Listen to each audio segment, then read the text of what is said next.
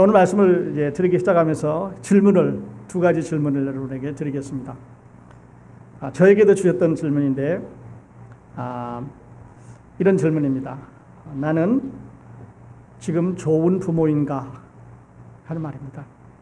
나는 지금 좋은 부모인가? 또 부모님이 살아계신 분은 나는 지금 좋은 자녀인가? 이런 질문을 해보실 수 있기를 바랍니다. 제가 저 자신에게 이 질문을 해봤습니다. 나는 좋은 부모인가? 물어보니까 저는 X 좋은 부모가 아닌 것 같았습니다. 그래서 이제 과거는 하나님도 과거는 바꿀 수가 없다고 이제 그러시는데, 그래서 저는 이제 좋은 할아버지가 되어야 되겠다 이렇게 열심히 노력을 하고 있습니다. 여러분은 좋은 부모인가? 한번 계산 이렇게 자신을 돌아볼 수 있기를 바랍니다. 그리고 이제 그 고르반이라고 하는 단어를 여러분에게 소개해 드리겠는데요. 이 고르반이라고 하는 이 말은 구약 성경의 모세가 이스라엘 백성들에게 아주 많이 여러 번 설교했던 그런 내용입니다. 이 이제 신약 성경에는 마가복음에서 예수님이 한 번 마가복음 7장에서 이제 잠시 후에 소개해 드리겠습니다만은 말씀하신 내용인데, 이 고르반이라고 하는 이 말은 하나님 앞에 이제 나가게 될 때 그 사람의 전통으로 하나님의 계명을 지키지 않는 그런 걸 말합니다. 그러니까 사람들의 유전을, 사람들의 전통을 따름으로 하나님의 명령을 지키지 않는 이런 걸 이제 고르반이라고 그러는데, 혹시 우리는 그런 데 연유되어 있지 않는가 한번 생각을 해보실 수 있기를 바랍니다.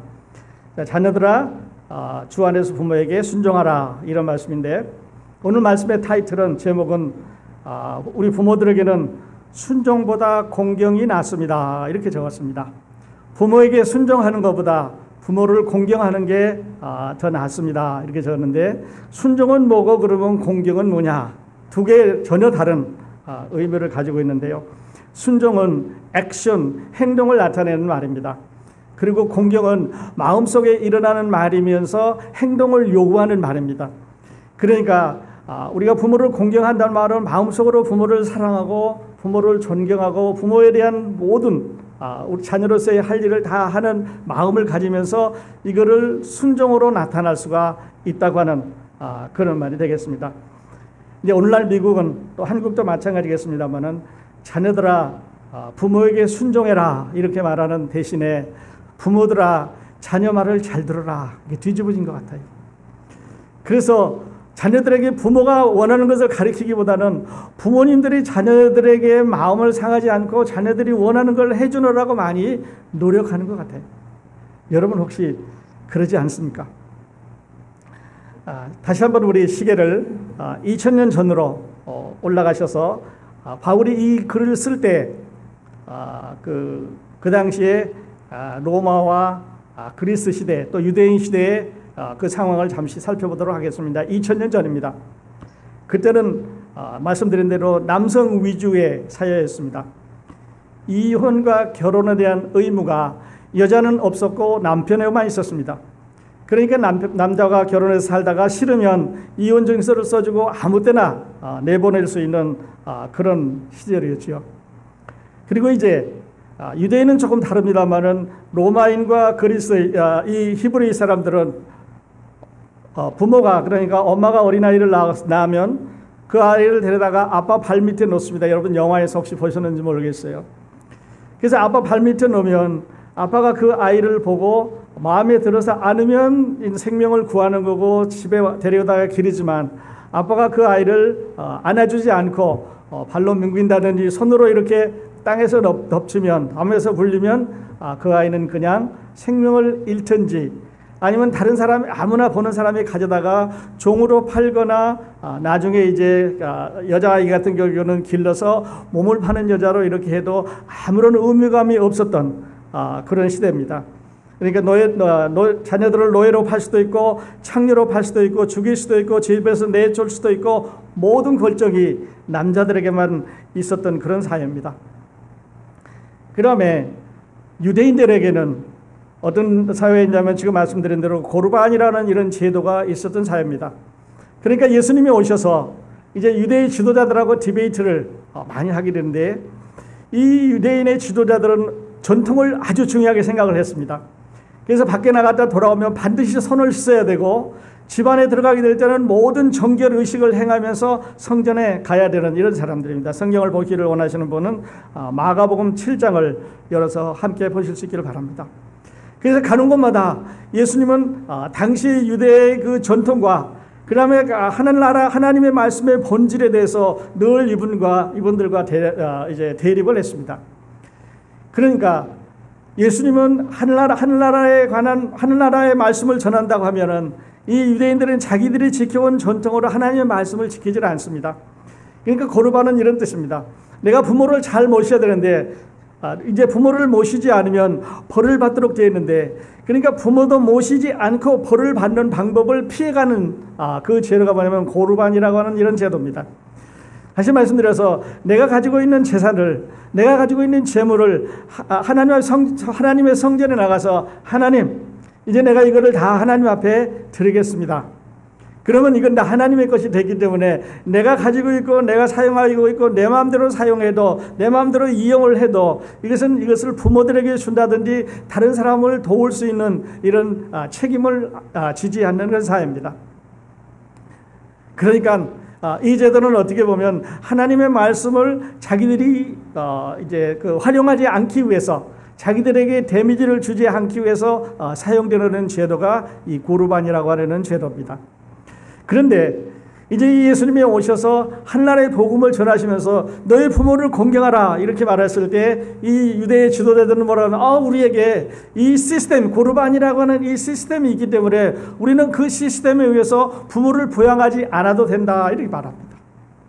그러니까 전통이냐 사람의 유전이냐 아니면 하나님의 말씀이냐 이런 거가 되겠는데, 아주 많은 이런 디베이트를 하게 되는데 그것 때문에 사람들은 이제 부모에게 불효하고 또 사람들과 원수를 맺고, 오늘날로 말하면 교회를 분리를 시키고 자기 교리를 합리화시키는 이런 사회가 이제 된 거지요.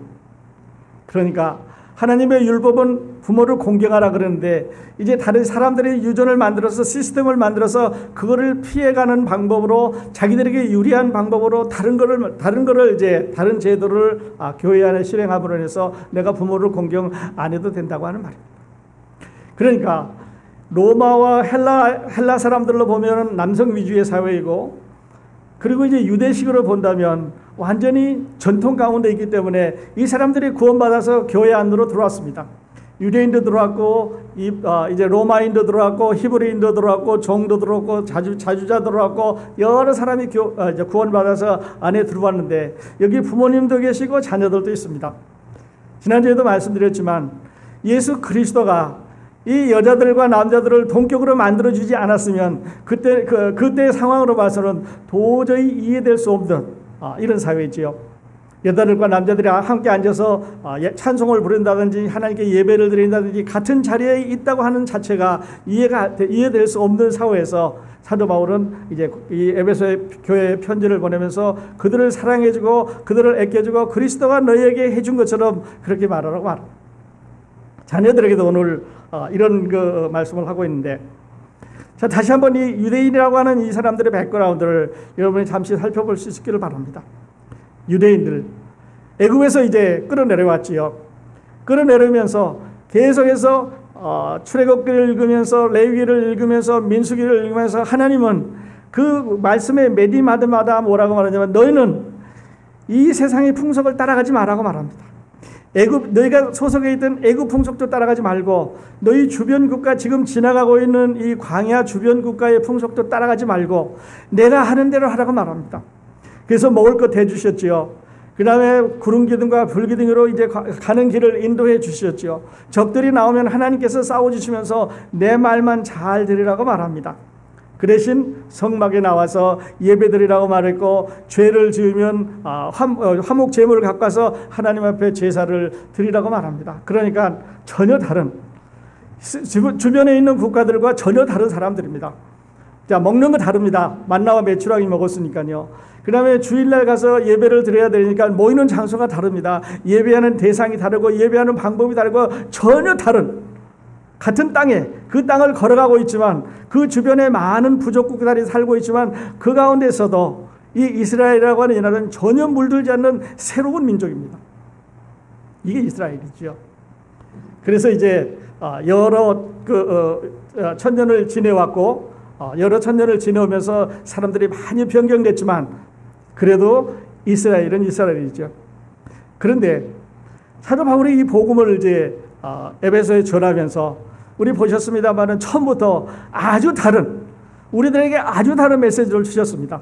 자, 너희는 하나님께서 창세전에 그리스도 안에서 택함을 받았다고 말했고 예수 그리스도의 십자가로 구속을 받았다고 말했고 성령이 너희 안에 인침을 받았다고 말했고 너희는 빛 가운데 산다고 말했고 너희는 하나님을 따라가는 친백성이라고 말합니다.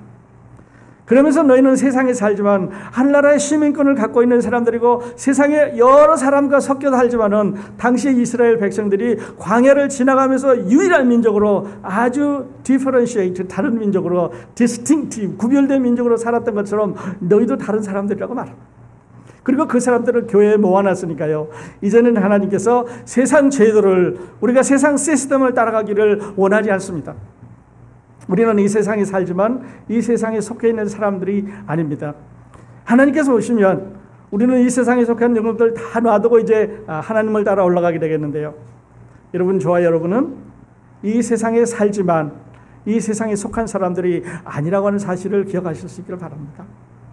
우리만 이 세상에 속한 사람들이 아닌 게 아니라 이 에베소에 있는 사람들도 다른 사람들입니다. 그러니까 그 주변에 있는 구원받지 않은 사람들과 교회에 나오지 않은 사람들과 다른 사람들이고요. 구별되는 사람들이고 차이가 나야 새는 사람들입니다.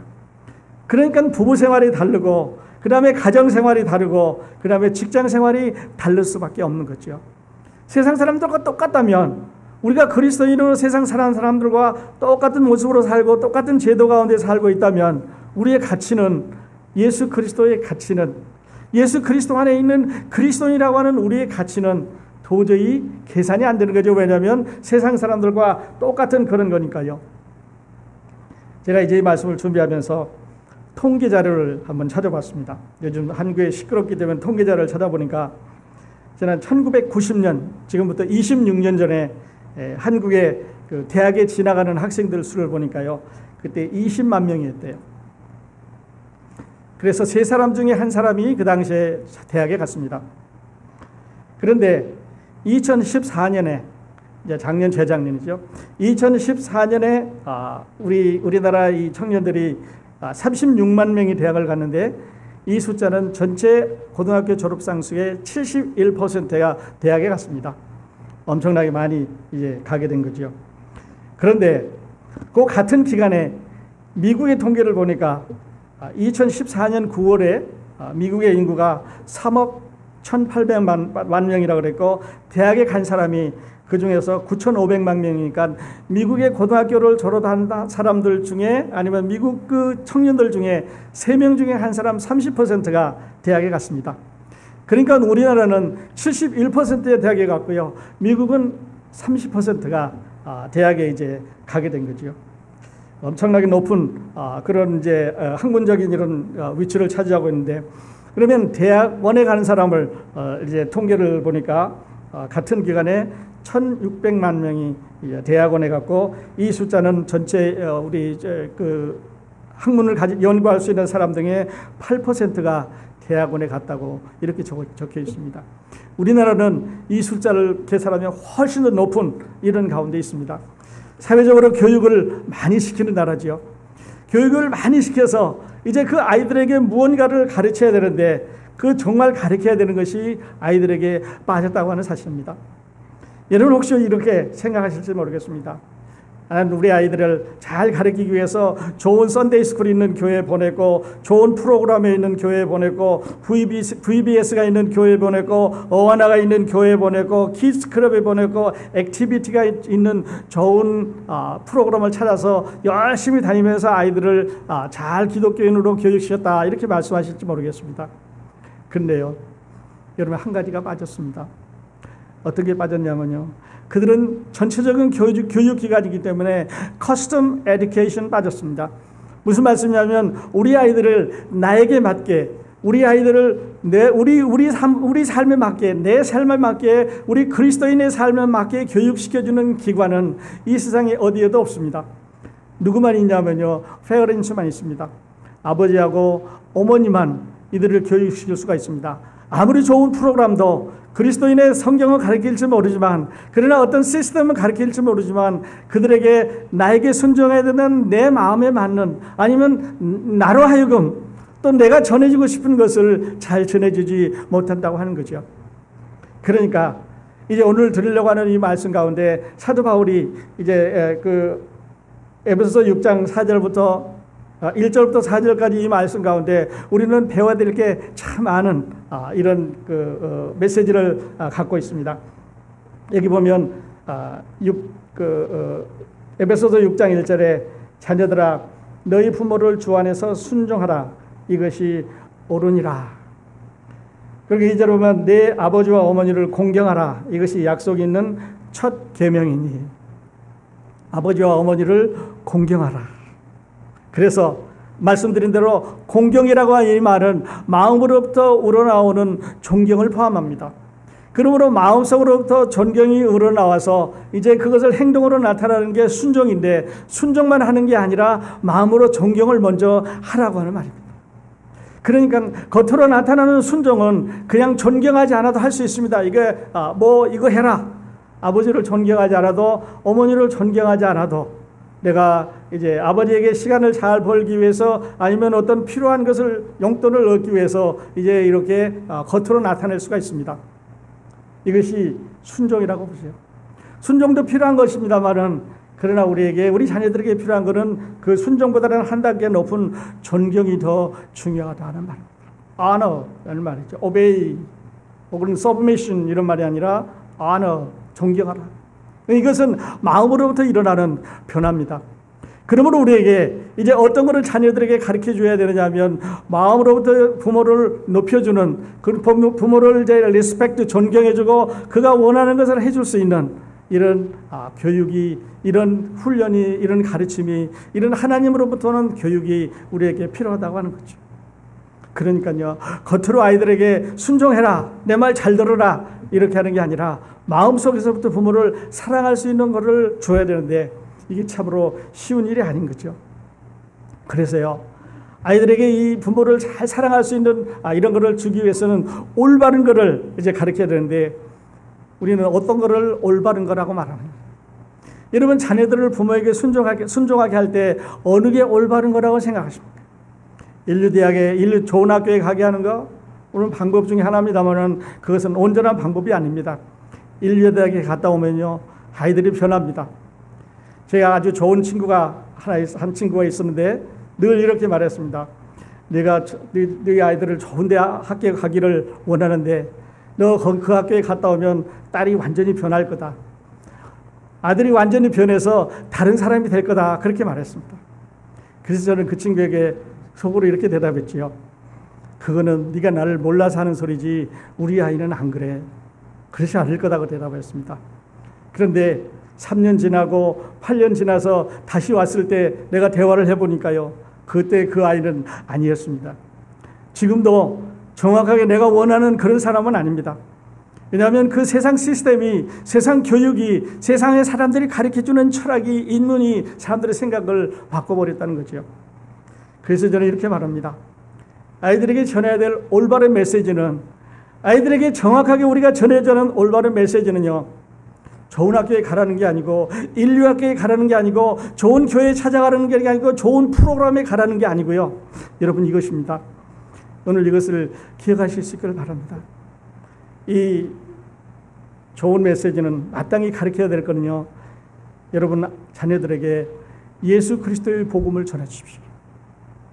예수 그리스도의 복음을 전해 주시면, 다시 말씀드려서 하나님의 사람으로 링크시켜 주시면, 하나님의 프로그램 안에, 하나님의 가족 안에 자녀들을 넣어주시면, 이제는 내 아이지만 하나님께서 그 안에, 그 자기 가족 안에, 자기들의 프로그램 안에서 우리 아이들을 대신 돌봐준다고 하는 사실입니다. 그러니까 우리가 아이들에게 뭐 좋은 거 해라고 많이 이렇게 잔소리를 하고 뭐 하지 말라 그러고 이건 해서는 안 된다 그러지 마시고, 아이들에게 꼭 필요한 걸 주십시오. 그것을 저는 하나님의 복음이라고 말씀드리고 싶습니다. 빠를수록 좋습니다. 이를수록 좋습니다. 아이들에게 예수 그리스도가 너희 죄를 위해서, 우리 모두를 죄를 위해서 십자가에 돌아가셨다. 그러므로 너도 어리지만 예수님을 믿으면 구원받는다고, 이제 예수님의 사람으로 하나님의 축복을 받는다고, 하나님께서 너의 모든 공부를 도와주시고, 하나님께서 너의 가는 모든 길을 안전하게 지켜주시고, 친구와 얘기할 때도, 입학시험 보러 갈 때도, 시험 보러 갈 때도, 운동할 때도 하나님이 너와 함께 계신다고 하는 복음을 아이들에게 주시면 어떨까요? 이것이 꼭 우리가 아이들에게 가르쳐야 되는 태도입니다. 어떨 때는 우리는 좋은 이런 가르침, 좋은 메시지는 있지만 그것을 전달하는 태도를 이제 잘 못 가르치는 경우가 있습니다. 아이들이 이제 요즘 자라나는 세대의 아이들을 보면서 이 아이들이 참 우리 세대하고는 다르다, 이런 걸 느끼게 됩니다. 그런데요, 이 올바른 태도, 야 이건 어른들한테는 이렇게 해야 된다, 아니면 뭐 누구한테 이렇게 하지 말아야 된다, 이렇게 다니면서 일일이 하지 말아야 될 걸, 해야 될 것을 따라다니면서 얘기하는 것은 아이들에게 부정적인 이미지를 줍니다. 그러므로 듣기 싫어하지요. 그 아이가 철이 나서 내가 옛날에 들었던 게 좋겠구나 할 때까지 잘 안 듣습니다. 그런데요, 듣게 하는 방법 있습니다. 내가 따라가지 말고요, 복음을 주십시오. 하나님의 말씀 주십시오. 하나님의 성경의 말씀을 주십시오. 예수 그리스도가 누구인지 부모보다 더 위에 있는 부모의 부모, 즉 다시 말해서 하나님 아버지를 알려주십시오. 더 높은 위치에 있는 부모를 주시면 이 아이들은 내가 실수해도, 내가 잘못해도 자기 바로 위에 있는 부모가 이제 이상적으로 안 보여도 부모를 변화시키고 있는, 부모를 붙잡고 있는 하나님을 보게 될 때 그들의 태도는 변할 수밖에 없습니다. 그러므로 주인이 누구인지 가르쳐 주시길 바랍니다. 참 부모가 누구인지 가르쳐 주시길 바랍니다. 제가 저희 아이들을 이제 케어할 수 있는, 돌봐줄 수 있는 시간은 제 생명이 붙어 있는 이 올막 기간 되지 않지요. 그러나 하나님 아버지는 그를 영원히 돌보시지 않습니까? 그리고 내가 정해진 공간 안에서만, 내가 눈에 보일 때만, 내가 이제 생각나는 범위에서만 그들과 접촉할 수 있지만, 그러나 우리 하나님 아버지는 어디에서나 언제든지 늘 떠나지 않고 자녀들을 돌보기 때문에 아이들에게 이제 주인이 누구인지, 참 부모가 누구인지를 가르쳐 주면 좋겠습니다. 보상이, 어떤 삶이 더 큰 보상이 있는지를 알려주면 좋겠습니다. 그렇게 하면 이제 큰 보상이 있게 되는데, 그 보상보다, 그거보다 더 높은 위대한 하나님 나라에서의 축복이, 보상이 있다는 것을 아이들에게 보여주면 참 좋겠다고 생각합니다. 복음을 주십시오. 구원받게 해주시면 아이들이 가정을 떠나지 않습니다. 구원받으면 아이들이 부모를 존경하라고 하는 것은 부모가 가르쳤기 때문에 그런 게 아니고 부모에 있는 하나님께서 가르치셨기 때문에 그들이 떠나지 않습니다. 만일에 그럴 기회가 지나셨으면요, 지금부터 자녀들을 위해서 우리가 기도해 주는 게 참 좋다고 생각합니다. 그러려면요, 우리는 본을 보여야 됩니다. 내가 먼저 믿어야 됩니다. 내가 구원받아야 됩니다. 내가 하나님의 사람이 되어야 됩니다. 내가 그리스도인으로 완전히 구원받은 변화된 사람으로 살아가면서 찬송 부르고 기도하고 같이 이제 하나님에 관한 것을 이야기하게 될 때 이들이 앉아서 성경을 펴들고 이야기하지 않아도 그들은 나로부터 스며들어가는 이런 하나님에 관한 교육을 받게 된다고 하는 것입니다. 그러므로 올바른 메시지를 줘야 됩니다. 올바른 태도를 가르쳐야 됩니다. 주인이 누구인지를 가르쳐야 되고, 영원한 보상이 어떤 것인지를 가르쳐야 되고, 본이 어떤 것인지를 이제 본을 보이면서 가르쳐야 되기 때문에요. 여러분, 썬데이 스쿨이, 교회의 좋은 프로그램이, VBS가, 어와나나 키스클럽이나 액티비티가 이런 것을 잘 주지 못한다고 하는 사실입니다. 줄 수 있는 거는요, 부모들이 줄 수 있습니다. 여러분과 제가 자녀들을 사랑하는 심정으로, 내 몸에서 나오는 아주 귀한 살부치의 심정으로, 그들에게 간절한 심정으로 예수 그리스도의 복음을 주면요, 부모를 하나님께서 존경하라고 그랬으니까 존경하게 돼 있습니다. 어른들에게 하나님께서 잘하라고 그러기 때문에 이제 하나님 말씀을 떠나지 않고 잘 지키도록 그렇게 되어 있습니다. 어느 아버지가 여섯 살짜리 아들을 둔 아버지가 직장에 나가서 일을 합니다. 늘 힘든 일을 하고 집에 돌아오면 아들이 문 앞에 와서 아버지를 맞습니다. 이건 이야기입니다. 한 날도 이제 힘들게 아버지가 일을 하고 돌아오는데 아들이 문 앞에서 아버지를 맞습니다. 내리, 그래. 묻자마자 하는 얘기가, 아빠 1시간에 얼마야? 1시간당 얼마 받아? How much do you pay an hour? 1시간에 얼마 받냐? 근데 아버지가 돌아오자마자 이 녀석이 이렇게 얘기하니까 조금 마음이 상했겠죠. 네가 그건 알아서 뭐해? 우리 식으로 하면 그렇게 해서 이제 버렸습니다. 이게 이제 대화 상대를 안 해줬습니다. 그러니까 아들이 문을 꽝 닫고 자기 방으로 들어가서 이제 문을 안 였는데 의자에 앉았던 아버지가 가만히 생각해 보니까 좀 너무한 것 같아요. 그래서 문을 열고 들어가서 너 화나냐? 내가 오늘 좀 힘들어서 그랬는데 왜 내가 얼마인지 알고 1시간에 얼마 받는지 알고 싶으냐? 이렇게 물으니까 아들이 말하기를 내가 꼭 알고 싶다고. 그래 내가 1시간에 20불 받는다 이렇게 말해줬습니다. 20불 받는다 그러니까 아들이 용기를 내서 아빠 그러면 나한테 10불만 주면 안 될까? 10불을 요구하는 거예요. 그래서 이제 아버지가 주섬주섬 바지 주머니에서 10불짜리를 하나 꺼내가지고 아들한테 주면서 이거면 되겠냐? 네 됐습니다. 그렇게 말하는데 그 10불을 주니까 베개 속을 이렇게 뒤지더니 지금까지 꼬깃꼬깃 모아놨던 10불과 아버지가 준 10불을 다시 모아가지고 이제 20불을 만들었습니다. 그러면서 아버지한테 딜을 합니다. 아빠, 나하고 1시간 놀아줄 값이 있으니까 내일은 일찍 와서 나하고 1시간 같이 놀자. 20불 내고 아버지 시간을 사겠다는 거예요.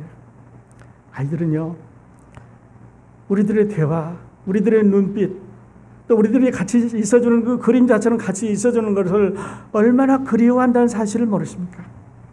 겉으로는 냉정한 것 같지만 그들은 다 우리를 통해서 나온 어떻게 보면 하나님의 작품이기 때문에 부모를 그리워하는 마음이 그들 가운데 늘 있습니다.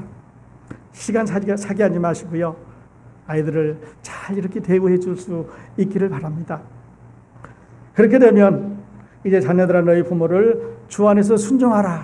이렇게 안 해도 내가 주 안에 있기 때문에 성령의 충만에 있기 때문에 하나님의 말씀에 살아있기 때문에 부모를 위해서 또 저들이 필요한 것이 무엇인가를 늘 찾아주게 되고 돌봐주게 된다고 하는 사실입니다. 우리는 일을 거꾸로 하고 있는지 모릅니다. 다 좋은 건 놓쳐버리고 뒤에서 잘 안 되는 힘든 일을 돈을 많이 들여서 고생하면서 하고 있는지 모릅니다.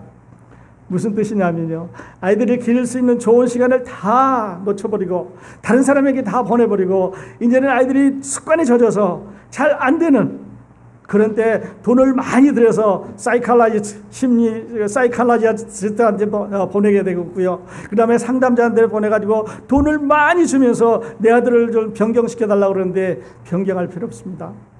변경되지 않습니다. 옛날에 우리 할머니 그저 글씨도 겨우 읽는 분인데요. 우리 아주 미국에서 제일 높은 학교 나온 우리 딸보다 훨씬 낫습니다. 할머니 정말 잘 자녀들에게 교육시켰는데요. 이것은 PhD가 필요 없습니다. 좋은 학교가 필요 없는 거죠. 어머니의 마음이면 되고요. 아버지의 사랑이면 됩니다. 이 마음, 이 사랑, 이거 역시 그리스도에게서 온 것입니다. 왜냐하면요, 우리 아이들은 우리가 전해야 되는 복음의 목장입니다. 우리가 전해야 되는 선교 사업자에게 제일 첫 번째 것이 우리 아이들입니다. 그렇지 않습니까? 여러분 다른 나라에 가서 예수 믿으라고 전하는데 우리 아이들이 밖에 나가서 무슨 일을 하고 있는지 모른다고 하면은 우리는 위선자입니다. 사람들에게 보이기 위해서 뭔가를 했을 뿐이지 우리에게 주신 참으로 하나님께 주신 일은 못하고 있는 거 아니겠습니까? 우리에게 주어진 목장은요, 우리에게 주어진 선교지는 하나님께서 우리에게 읽어주신 보여주신 선교지는 우리들의 자녀들입니다. 우리들의 가족들이고요, 우리들의 손자들이고 우리 식구들입니다. 여기서 먼저 해야 되는 거 아니겠어요? 그러면 그 다음 문제는 저절로 폰듭니다. 내 아버지와 어머니를 공경하라. 이것이 약속 있는 첫 계명이니 순종해야 되고 공경해야 되는 이유가 거기 있습니다. 첫 번째 건 옳기 때문에, right 하기 때문에 그렇고요. 두 번째는 약속이 있는 계명이기 때문에 그렇습니다. 약속 있는 첫 계명이라 그러는데 사실은 이 계명은 첫 계명은 아니고 둘째 계명입니다. 순서대로 따지면 둘째 계명이지요.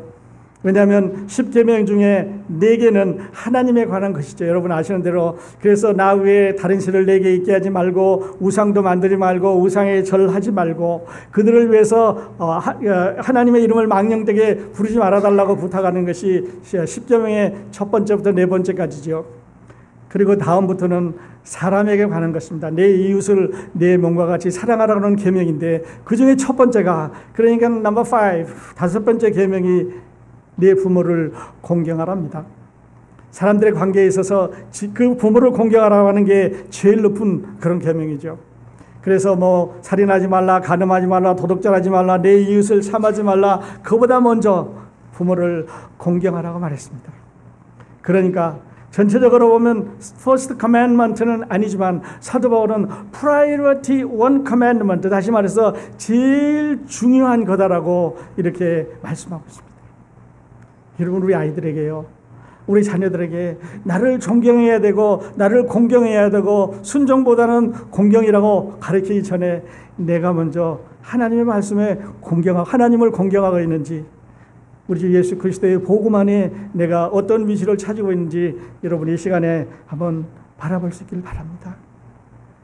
그리고 사도 바울은 3절에 내가 잘 되고 땅에서 장수하리라고 했습니다.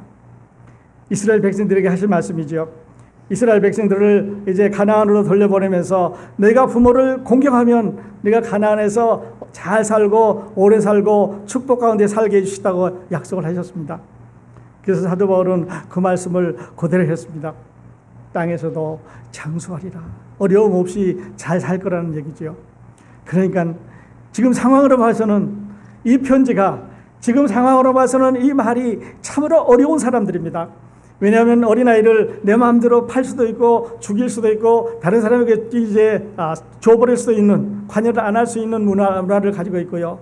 또 한쪽에서는 이제 고르반이라고 하는 시스템이 나는 내가 가지고 있는 모든 재산을 하나님께 드렸기 때문에 내가 지금 이용을 하고 있지만 내가 먹기도 하고 내가 쓰기도 하고 내가 팔기도 하고 사기도 하고 이용하고 있기는 하지만 그러나 내가 하나님께 드렸기 때문에 내가 부모에게는 안 줘도 된다고 하는 이런 가르침이 팽배하고 있는 이때 사도 바울은 그렇게 말합니다. 사람의 유전이 아니라 그 위에는 하나님의 말씀이라고요. 사람들의 가르침이 아니라 하나님께 주신 계명이라고 말합니다. 여러분 이런 어떤 고르만 같은 핑계로 이제 우리 자녀들에 대한 이런 일을 게을리 이렇게 해서는 안 되겠습니다. 목사님 3분이 커피숍에 앉아서 대화를 이제 하는 일이 있었습니다. 목사님 3분이 커피숍에 앉아서 대화를 나눕니다. 그래서 제일 첫 번째 분이 이렇게 말했습니다. 사람의 생명이 언제 시작되는 거냐, 사람의 삶이 그러니까 언제 시작되는 거냐 이렇게 말했습니다. 그러니까 사람의 삶이, 인생이 언제서부터 시작되는 거냐 이렇게 말했을 때 첫 번째 목사님이 그거야 물론 엄마 뱃속에서 태어나가지고 탯줄을 끊을 때부터 자기 스스로 호흡할 때부터가 생명이 시작되는 거 아닌가 이렇게 말하자 고려한 목사님이 그건 아니고 엄마가 임신해서 생기기 시작할 때부터 그때 사람이 모양이 되니까 그때서부터 이제 사람이 된다 그렇게 말합니다. 그래서 3번째 목사님이 고개를 걷다 옆으로 저으면서 그게 아니야. 그러다가 잠시 이야기를 우리 인생은 언제 시작되는 거냐면 집에 있는 막내가 집을 떠나고 걔가 기르던 강아지가 죽을 때부터 인생이 시작된다고. 막내가 집을 떠나면 부모가 마음대로 산다는 거죠. 인생 사는 것처럼 산다는 얘기죠. 자유롭게 산다고 하는 얘기인데 어쩌면 일리가 있는 말인지 모릅니다. 여러분, 우리들에게 주어진 선교지, 우리들에게 해야 될, 혹시 여러분은 남의 것, 남의 자리, 남의 선교지를 바라보면서 내 선교지는 내가 해야 될 일은 혹시 놓치고 있지 않으신지요? 아직까지 안 하셨으면요, 여러분 오늘 예배 끝나고 가시기 전에 이렇게 하시면 좋겠습니다. 하나님, 나부터 오늘 이 시간부터 내가 그리스도의 사람으로 거듭나는 일을 나에게 내려달라고 부탁을 하십시오.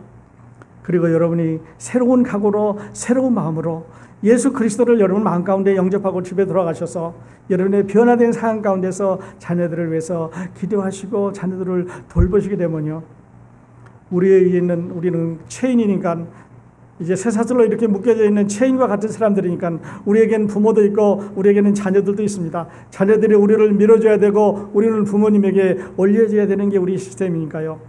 우리 부모님 우리가 잘 모셔야 되고, 그런 걸 보는 아이들은 또 우리를 잘 모셔야 될 테니까, 이제 이 말씀을 꼭 뭐 1, 2, 3, 4 가리지 않고, 이거는 이렇다 저렇다 가리지 않아도 우리에게 주신 하나님의 말씀이 우리에게 큰 이런 가르침과 위로를 주실 줄 믿습니다. 한 번 더 읽고 마치도록 하겠습니다. 에베소서 6장 1절에 자녀들아 너희 부모를 주 안에서 순종하라. 이것이 옳으니라. 내 아버지와 어머니를 공경하라. 이것이 약속에 있는 첫 계명이니 이는 내가 잘 되고 땅에서 장수하리라. 또 아비들아 너희 자녀를 노엽게 하지 말고 오직 주의 교양과 훈계로 양육하라. 이 말씀이 여러분 모두에게 축복이 되시기를 바랍니다. 기도하겠습니다.